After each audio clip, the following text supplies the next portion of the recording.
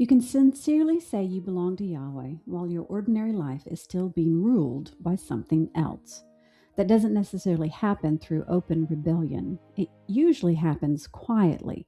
Work begins deciding when you rest. Fear begins deciding what you're willing to risk. Convenience begins deciding which instructions matter. Culture begins deciding what feels normal. Approval begins deciding when you will remain silent. Eventually, something other than Yahweh is setting the rhythm of part of your life.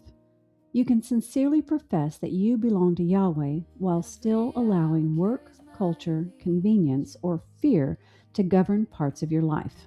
That's the tension.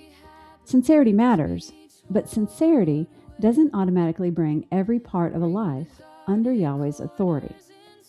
Sometimes we take refuge in what we believe, what we intended, or the obedient choice we made once.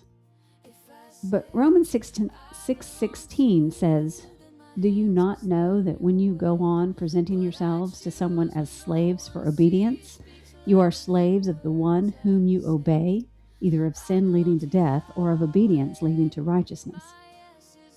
Paul doesn't point only to what someone claims. He points to what they go on presenting themselves to, what they keep obeying. A single failure does not define the direction of your life, but repeated choices matter. Repeated choices form patterns. Patterns become rhythms, and rhythms reveal what is exercising authority. That's why Yahweh didn't leave his people with sincere feelings and vague intentions. He gave them his ways. He established recurring patterns that continually bring life back under his authority. The Sabbath is one of the clearest examples. Yahweh calls it a sign between me and you throughout your generations. Every seventh day, his people are called to stop.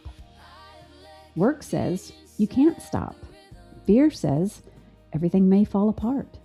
Convenience says surely it doesn't matter that much. Culture says no one else orders life this way. But Sabbath declares, my time belongs to Yahweh. My productivity does not define me. My week will be ordered by the one I belong to.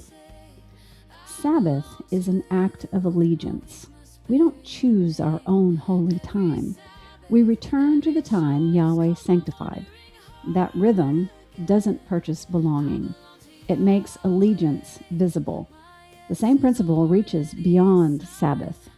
Prayer, when urgency says to rush. Truth, when approval says to remain quiet. Obedience, when convenience says to compromise. Rest, when fear says to keep producing. Set-apart living, when culture says to blend in. 1 John says that the one who says he abides in Yahweh ought himself to walk in the same manner as he walked. The issue is integrity. Do my profession and my pattern agree? Not perfectly, not without struggle. But is the direction of my life increasingly being ordered by Yahweh? Don't leave this teaching asking, am I doing enough? Ask a more useful question. What recurring area of my life is still governed more by work, convenience, culture, fear, or approval than by Yahweh? Name one area. Then choose one repeatable act of obedience that brings that area under his authority. Prepare for Sabbath before the pressure arrives. Set a boundary that work is no longer allowed to cross. Remove the recurring compromise. Speak the truth you keep delaying. Return to the instruction Yahweh has already made clear. One area, one rhythm, one faithful step repeated. Isaiah 30:15 records Yahweh's invitation. In repentance and rest you will be saved. In quietness and trust is your might. But the verse ends, but you were not willing. Do not let not yet quietly become unwilling. Your life is already testifying. The question isn't whether your life says something. The question is whether what it says is beginning to agree with the one you profess to belong to. Clarity is your guide. Love is your motivation. Obedience is your path. Next week, we'll move from that path of obedience into the heart beneath it.